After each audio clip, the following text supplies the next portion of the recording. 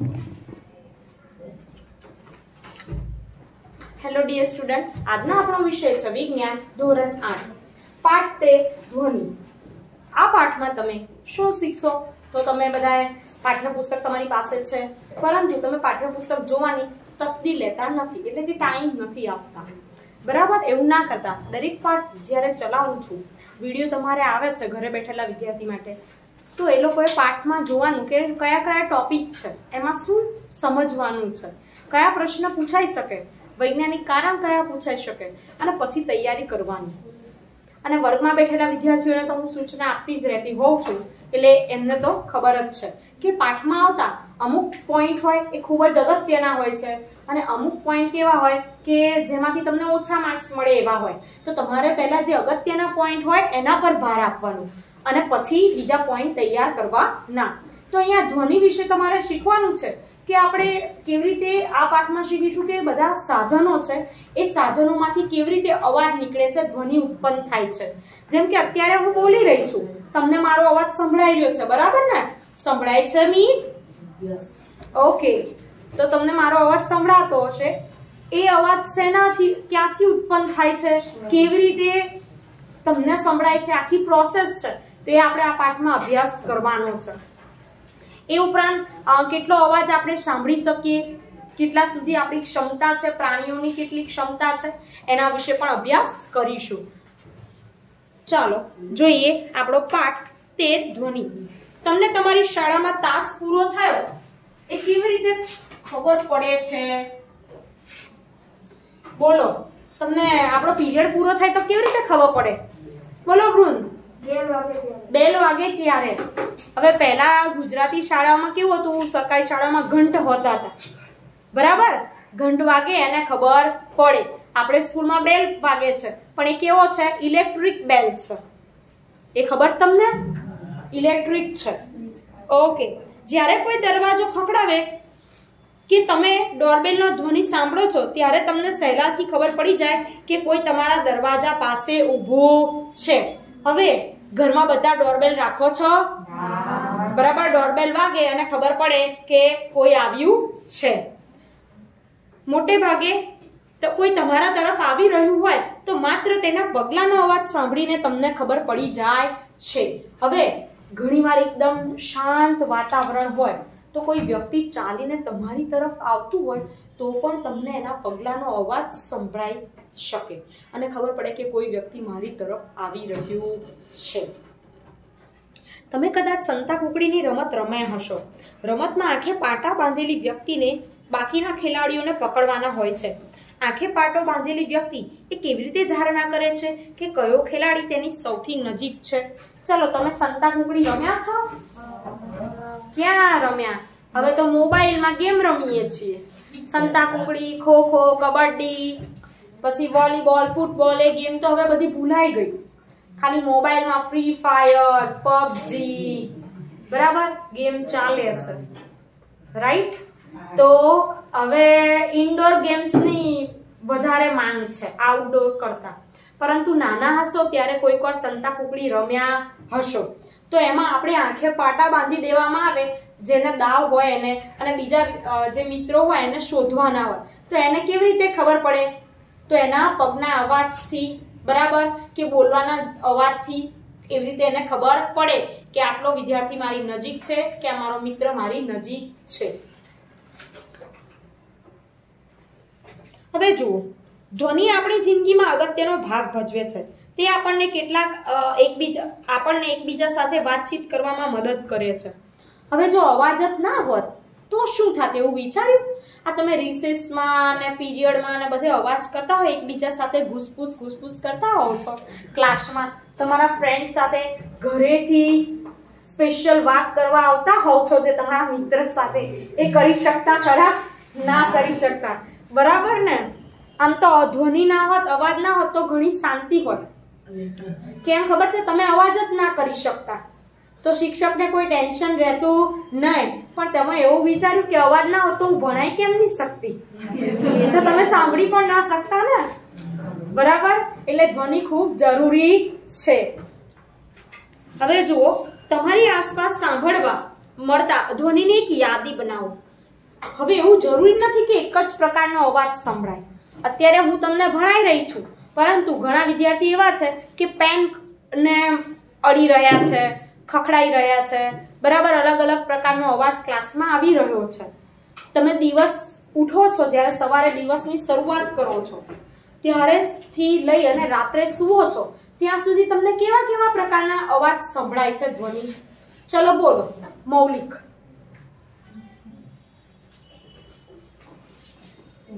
જેના કાન ખુલ્લા હશે, જેના કાન ચાલતા હશે, એના કદાચ અવાજ સંભળાશે. કોઈ એવું તો નથી ને વર્ગમાં જેના કાન બંધ હોય? બધાના કાન ચાલુ છે? તો ઠીક. બોલો મૌલિક. બોલવાનો કે ભણવાનો? યસ, બોલવાનો અવાજ. ચલો, બરાબર છે કે ઘરમાં કોઈ બોલતું હોય, શાળામાં બોલતા હોય શિક્ષક. બેસ. ચલો, બીજો કોઈ અવાજ? ફટાફટ આંગળી ઊંચી કરો. બોલો આ માહી. બોટલ પડવાનો અવાજ. બોટલ પડવાનો અવાજ, બરાબર. હિતાર્થ. રસ્તા પર વાહનનો અવાજ. યસ, રસ્તા પર વાહનોનો અવાજ. સૃષ્ટિ. તેલનો કોઈ વઘારવાનો અવાજ. હા, તેલનો વઘાર. હા, રસોઈ બનાવે મમ્મી ને વઘાર કરે તો એનો પણ અવાજ આવે છે. પછી કૃષ્ણપાલ. કૂતરાનો ભોભો કરવાનો અવાજ. હા, સાચી વાત છે. કૂતરાના ભસવાનો પણ અવાજ. વૃંદ. કોનો બેલ પડવાનો અવાજ. બેલ પડવાનો અવાજ. લીગમ. ચાલવાનો અવાજ. ચાલવાનો અવાજ. દીપાલી. બોર્ડ પર ચોકથી લખવાનો અવાજ. હા, એનો પણ અવાજ આવે છે. પછી ચલો બોલો. મોબાઈલનો અવાજ. હા, મોબાઈલનો અવાજ. જો મોબાઈલ કેવો યાદ રહી જાય છે. બોલો કૃષ્ણપાલ. વાહનનો અવાજ. યસ, વાહનોનો અવાજ. પુસ્તકોના પેજ ફેરવવાનો અવાજ. હા? પુસ્તકોના પેજ ફેરવવાનો અવાજ. હા, હું અહીંયા લખાવતી ભણાવતી હોય ને પછી પ્રશ્ન પૂછ્યો તો કેવા પેજ ફરવા લાગે અને પછી અવાજ આવે છે. સંભળાય છે બધાને? હા, એમ તો હોશિયાર છો. બોલો હિતા. કંપાસનો અવાજ. હા, કંપાસમાં જાણે ખજાનો ભરીને લાયા હોય ને એમ 5-5 મિનિટે ચેક કરે, અવાજ કરે. બોલો જેનીસ. પેજ ફાળવાનો. હા હા, જો બોલો, પેજ ફાડવાનો અવાજ આવે એટલે એનો મતલબ કે પેજને બગાડ કરે છે. બોલો મુસ્કાન. વિડિયો બનાવતી વખતે મ્યુઝિકનો અવાજ. હા, ઓકે, ચલો. હા, એનો પણ અવાજ આવે. સાચી વાત છે. રીલ્સ બનાવે ઇન્સ્ટા ફેસબુકમાં તો એનો પણ અવાજ આવે વિડિયો બનાવે ત્યારે. હા, ઓકે, ચલો. તો ઘણા બધા અવાજ. બોલો આર્યન, તું રહી ગયો. બોલ. મારવાનો. હા, લાગે આર્યન ને એના મમ્મી પપ્પાએ જોયો હશે એટલે એનો અવાજ આવ્યો. તો અવાજ આવે છે? હા કે ના? તો એન પરથી તમે શું શીખ્યા? કે વિવિધ પ્રકારના અવાજ આવે છે. Okay, fine. હવે અહીંયા ધ્યાન આપો.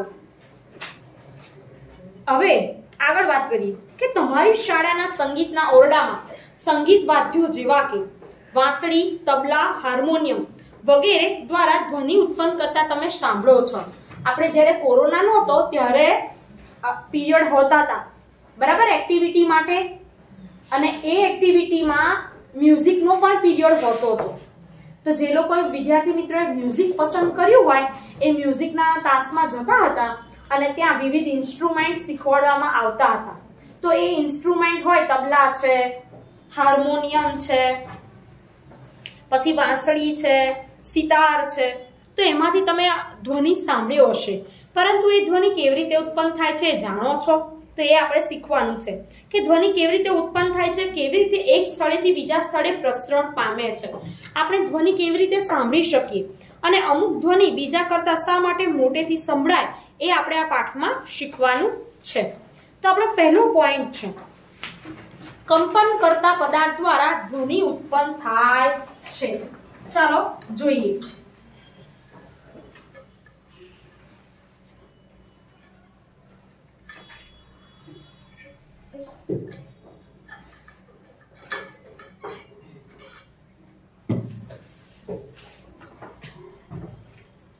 શાળાનો ઘંટ જ્યારે ઉપયોગમાં ના હોય ત્યારે તેને સ્પર્શ કરો. તમને શું અનુભવ થાય છે? જ્યારે શાળાનો ઘંટ ઉપયોગમાં ન હોય ત્યારે અનુભવ કરીએ તો શું થાય? તો એમાં કોઈ ધ્રુજારી કે કશું તમને જોવા મળશે નહીં મળે, બરાબર. પણ જ્યારે બેલ પડે છે, બેલ વગાડીએ, આપણે ઘંટ વગાડીએ ત્યારે જેમાં ઘંટ વગાડવામાં આવે છે એની અંદર ધ્રુજારી ઉત્પન્ન થાય છે. તમે સ્પર્શ કરીને જુઓ તો તમને ધ્રુજારી લાગે. બરાબર. હવે આગળ વાંચો તો નિગમ. પ્રવૃત્તિ. યસ. ધાતુની એક થાળી લો, તેને અનુકૂળ સ્થળ પર લટકાવો કે જેથી તે દિવાલને ન સ્પર્શે. હવે એક લાકડી વડે તેના પર પ્રહાર કરો. થાળી કે તવાને હળવેથી તમારી આંગળી વડે સ્પર્શ કરો. શું તમને કંપનોનો અનુભવ કરો છો? ફરીથી લાકડી વડે થાળી પર પ્રહાર કરો અને પ્રહાર કર્યા પછી તરત જ તેને હાથમાં ચુસ્ત રીતે પકડો. શું તમને હજુ પણ ધ્વનિ સંભળાય છે? ધ્વનિનું ઉત્પાદન બંધ થાય ત્યારબાદ આ થાળીને સ્પર્શ કરો. શું હવે તમે કંપનોનો અનુભવ કરી શકો છો? બરાબર. બેસો. જો વેરી ગુડ નિગમ. પ્રવૃત્તિ 13.1 વાંચી એને. હવે અહીંયા ધ્યાન આપજો. શું કહેવા માંગે છે? તો ધાતુની એક થાળી લો, તેને અનુકૂળ સ્થળ પર લટકાવો. એટલે કે એવી રીતે લટકાવવાની કે જ્યાં દિવાલને સ્પર્શ કરે નહીં. દિવાલને સ્પર્શ કરશે તો પ્રવૃત્તિ થઈ શકશે નહીં. ચલો હવે એક લાકડી વડે તેના પર પ્રહાર કરો. થાળી કે તવાને હળવેથી તમારી આંગળી વડે સ્પર્શ કરો. તો શું તમે કંપનનો અનુભવ કરો છો? હા, તમને કંપનનો અનુભવ થશે. ફરીથી લાકડી વડે થાળી પર પ્રહાર કરો. એટલે પ્રહાર કર્યા પછી તેને ચુસ્ત રીતે પકડી રાખો. શું તમને હજુ પણ ધ્વનિ સંભળાય છે? તો આપણે એને પકડી રાખીશું તો એનો અવાજ કેવો થઈ જશે? બંધ અને ઓછો થઈ જશે. કેમ એવું થયું? કારણ કે એના કંપનો કેવા થઈ જશે? ઓછા. અને ફીટ પકડી રાખીએ તો બંધ થઈ જાય, સહેજ પણ હલી શકશે નહીં. તો અહીંયા આપણે શું પ્રવૃત્તિમાં જોઈએ કે જ્યારે આપણી આંગળી કે હાથમાં થતી જળજળાટી વડે અનુભવાય છે અને ધ્વનિ સંભળાય છે. પહેલી વાર જ્યારે આપણે લાકડી વડે તવાને ફટકારીએ ત્યારે. પરંતુ જ્યારે હાથ વડે પકડી રાખીએ ત્યારે શું થાય? તો આપણે જો તવાને ચુસ્ત રીતે પકડવામાં આવે તો ધ્વનિ સંભળાતો નથી. એ પ્રવૃત્તિ પરથી શું સાબિત થાય કે ધ્વનિ અવાજનું ઉત્પાદન બંધ થાય બાદ તવાને સ્પર્શ કરવામાં આવે તો આપણે જે આંગળી અને હથેળીમાં ઝણઝણાટી અનુભવાતી કે ધ્રુજારી અનુભવાતી હતી એ અનુભવાશે નહીં. ક્યારે? જ્યારે આપણે હાથથી ફીટ પકડી રાખીએ ત્યારે એ બંધ થઈ જશે. હવે આપણે બીજી પ્રવૃત્તિ છે તો નિર્ણય શું આવ્યા? આના પરથી આપણે શું નિર્ણય કરીશું કે કંપન કરતો પદાર્થ ધ્વનિ ઉત્પન્ન કરે છે. પ્રવૃત્તિ પૂછાઈ શકે પ્રયોગના સ્વરૂપમાં. તો તમારે સાધનો, પદાર્થો, પ્રવૃત્તિ લખવાની, અવલોકન લખવાનું અને છેલ્લે લખવાનો નિર્ણય. આકૃતિ પણ દોરવાની, નામ નિર્દેશન વાળી વ્યવસ્થિત. તો તમને 5 માંથી 5 માર્ક્સ મળશે. પ્રવૃત્તિઓ તૈયાર કરજો પાઠમાં આવતી બધી જ. હવે કંપન કરતો પદાર્થ ધ્વનિ ઉત્પન્ન કરે છે, અવાજ ઉત્પન્ન કરે છે. એવી જ રીતે બીજી પ્રવૃત્તિ છે 13.2. ચલો વાંચો દીપાલી. અહીંયા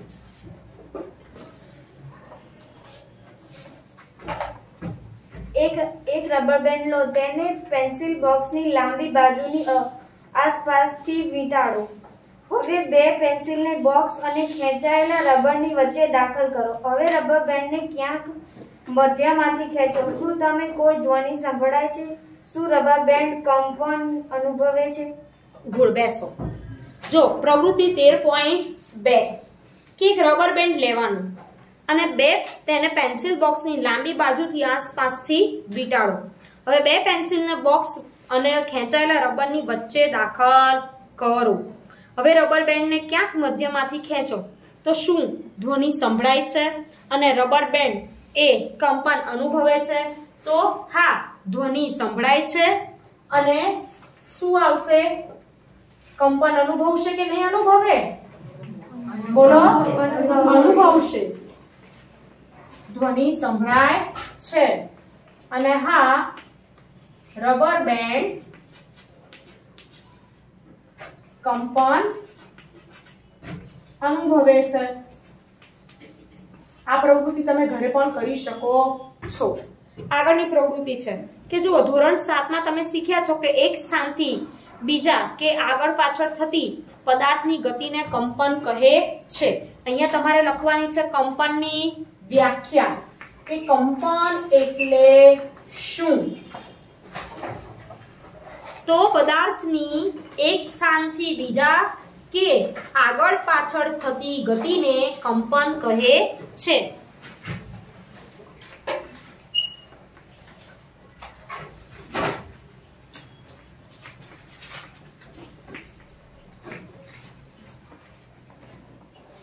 બીજા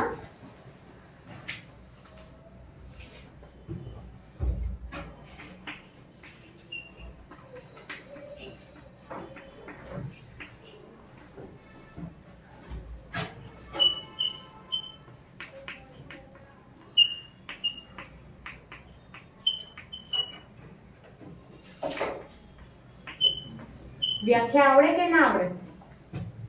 આવડે. Okay good. સિમ્પલ વ્યાખ્યા છે. કોઈ પણ પદાર્થ હોય આગળ પાછળ અથવા તો એક સ્થાનથી બીજા સ્થાને જ્યારે ગતિ કરે એને શું કહેવાય? કંપન. જ્યારે ચુસ્ત રીતે ખેંચેલી પટ્ટીને ખેંચવામાં આવે ત્યારે તે ધ્રુજે છે અને ધ્વનિ ઉત્પન્ન કરે છે, અને જ્યારે તેની ધ્રુજારી બંધ થઈ જાય ત્યારે તે ધ્વનિ ઉત્પન્ન કરતી નથી. હવે વાત કરીએ પ્રવૃત્તિ 13.3. જુઓ કંપન અને દોલન વચ્ચે તફાવત છે. ધોરણ 7 માં તમે ગતિ વિશે શીખ્યા છો, આવર્ત ગતિ ને એ બધો પાઠ આવતો હતો, બરાબર. નિયમિત ગતિ, અનિયમિત ગતિ વાળો પાઠ હતો. એમાં દોલનો પણ હતા, આવર્તકાળ પણ હતો અને એના દાખલા પણ ધોરણ 7 માં આવ્યા હતા. હવે ધોરણ 8 માં આપણે એમાં જ આગળ ડિટેલ્સમાં શીખવાનું છે. તો કંપન અને દોલનમાં શું તફાવત છે? તો કંપન એટલે ખૂબ ઝડપથી આગળ પાછળ કે ઉપર નીચે થતી પદાર્થની ગતિ, જ્યારે દોલન છે એ ખૂબ ધીમેથી સમતોલન સ્થાનની આસપાસ થતી પદાર્થની ગતિ છે. તમે ઘડિયાળ જોઈ હશે લોલકવાળી ઘડિયાળ જોઈ છે કે નથી જોઈ? હા, એ લોલક છે એ આવર્ત ગતિનું ઉદાહરણ છે. એ ગતિને દોલન ગતિ પણ કહેવાય છે. તો બંનેમાં ફરક છે, બરાબર હર્ષ? હવે જુઓ પ્રવૃત્તિ 3 કે ધાતુની એક ડીશ લો, તેમાં પાણી રેડો, તેની ધાર પર ચમચી વડે પ્રહાર કરો. શું તમે ધ્વનિ સાંભળો છો? ફરી ડીશ પર પ્રહાર કરો, ફરીથી તેને સ્પર્શ કરો. શું તમને ડીશ કંપન કરતી અનુભવાય છે? એટલે કે ડીશ કંપન કરે છે એવું લાગે છે? બોલો હર્ષમાં શું આવશે? અને ડીશ પર ફરીથી પ્રહાર કરો, પાણીની સપાટી પર જુઓ કે તમને શું દેખાય છે? તરંગો દેખાય છે. ફરી ડીશને હવે પકડી રાખવાની છે. જ્યારે તમે ચમચી વડે પ્રહાર કરો પહેલા શરૂઆતમાં જોવાનું કે પાણીમાં અને ડીશમાં શું ફેરફાર જોવા મળે છે, કે કેવો અવાજ સંભળાય છે જોવાનું છે. ત્યારબાદ જ્યારે પ્રહાર કરો ત્યારે ડીશને પકડી લેવાની છે, અને ત્યારે શું જોવા મળે એ તમારે કહેવાનું કે શું પદાર્થના કંપનોનો ધ્વનિ સાથે જોડતો કોઈ સંકેત મળે છે. ચલો બોલો શું આવશે એમાં?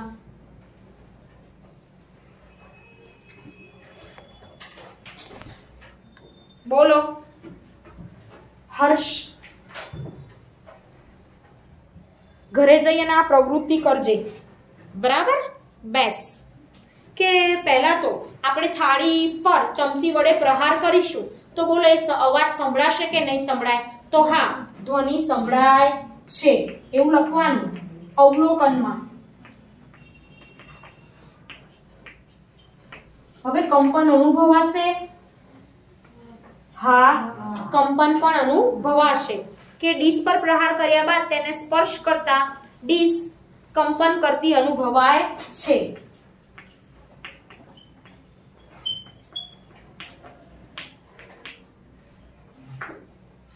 પ્રહાર કર્યા બાદ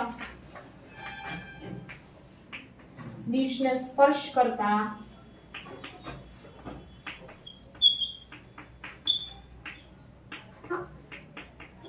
ડીશ કંપન કરતી અનુભવાય છે. ચોપડીમાં લખવું હોય તો લખજો પ્રવૃત્તિઓમાં, કારણ કે પ્રશ્ન પૂછાશે નહીં આવડે.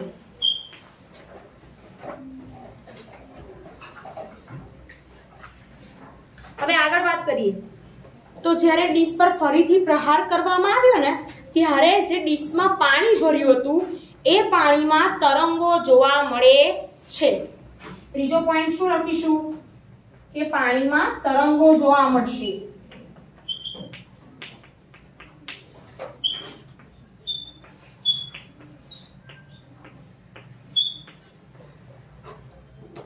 આગળ વાત કરીએ કે ડીશને પકડી રાખતા પાણીની સપાટી પર પહેલા જોવા મળતા અમુક તરંગો ઝડપથી અદૃશ્ય થઈ જાય છે. હવે આપણે જાણીએ છીએ કે ડીશને પકડી રાખીએ હવે તો સ્વાભાવિક છે તરંગો કેવા થઈ જવાના? અદૃશ્ય. અને જે અવાજ ઉત્પન્ન થતો હતો એ પણ બંધ થઈ જશે. હવે આગળ વાત કરીએ કે ડીશને પકડતા કંપનો એ ઝડપથી કંપ વિસ્તાર ઘટવાથી ધીમા થઈ જાય છે, બંધ પડી જાય છે અને તરંગો જોવા મળતા નથી. હવે પાણી ભરેલી ડીશ પર પ્રહાર કરતા ડીશ કંપિત થાય. ઉદ્ભવતા તરંગો આપણને પાણીની સપાટી પર જોવા મળે અને ધ્વનિ પણ સંભળાય છે જ્યારે આપણે ડીશને પકડીએ નહીં ત્યારે.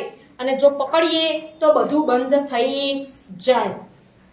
તો આમાંથી શું નિર્ણય પર આવ્યા આપણે આ પ્રવૃત્તિમાં? તો કંપન કરતો પદાર્થ ધ્વનિ ઉત્પન્ન કરે છે અને અમુક કિસ્સામાં કંપનો સહેલાઈથી દ્રશ્યમાન થાય છે. હવે આ શેના પર ડિપેન્ડ કરે? તો એના કંપ વિસ્તાર પર ડિપેન્ડ કરે છે. જેવો એનો કંપ વિસ્તાર એવો એનો ધ્વનિ આપણને સંભળાય છે. તો આપણે આગળ જોઈએ કે કંપન કરતો પદાર્થ ધ્વનિ ઉત્પન્ન કરે, અમુક કિસ્સામાં દ્રશ્યમાન થઈ જાય. તો કંપ વિસ્તાર એટલે શું? તો કોઈ પણ દોલનના કંપનના વિસ્તારને કંપ વિસ્તાર કહે છે. લખો વ્યાખ્યા કંપ વિસ્તારની, અંડરલાઈન કરજો ટેક્સ્ટ બુકમાં.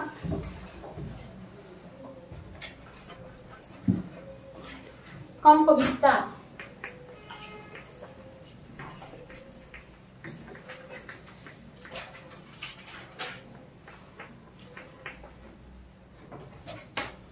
કોઈ પણ દોલનના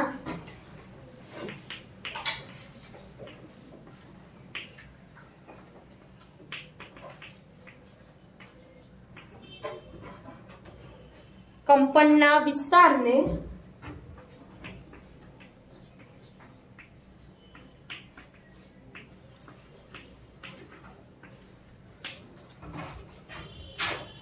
કંપ વિસ્તાર કહે છે.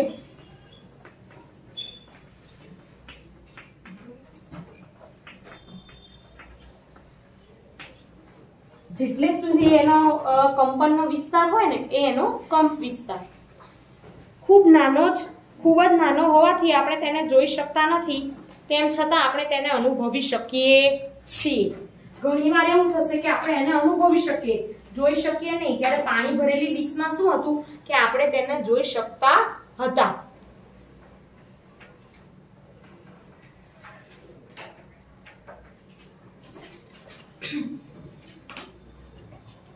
તો વિદ્યાર્થી મિત્રો,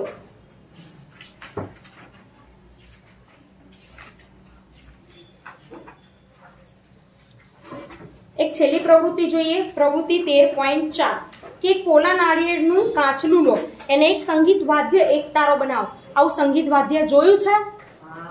ઘણા કેવું હોય કે સંતો હોય, બરાબર, તો એવી જગ્યાએ કોઈ મંદિરોમાં એવું બેઠેલા હોય ને ત્યાં બહાર, તો એવા માણસો આવું વગાડતા હોય છે, એક તારો. તો અહીંયા કીધું છે કે વાદ્ય વગાડો ને કંપન કરતા ભાગને ઓળખવાના છે. તો એના કંપન કરતા ભાગ કયા કયા?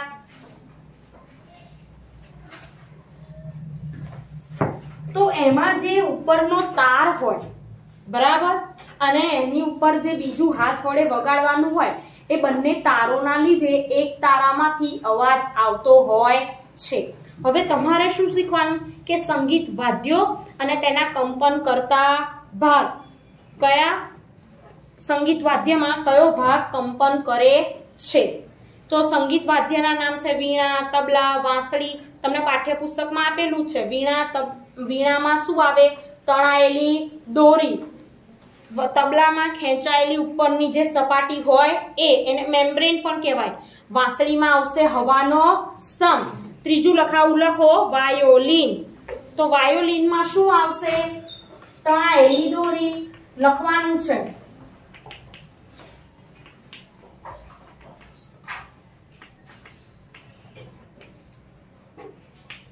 બીજું તમે અંદર બુકમાં લખજો ઢોલક, તો ખેંચાયેલી ત્વચા મેમ્બ્રેન. ઢોલક જોયું છે બધાએ? ઉપરનું જે પડ હોય ને ચામડાનું એ.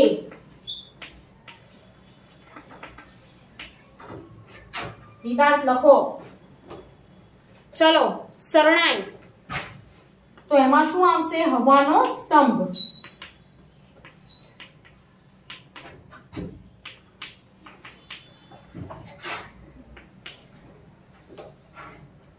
પછી છે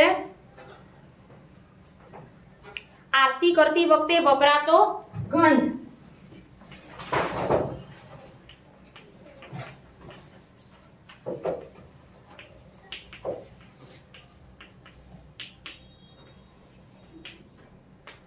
આપણે આરતી કરીએ અને એમાં જે ઘંટ વાપરીએ છીએ એ, તો એમાં શું આવશે? બહારનો પતરા જેવો ભાગ.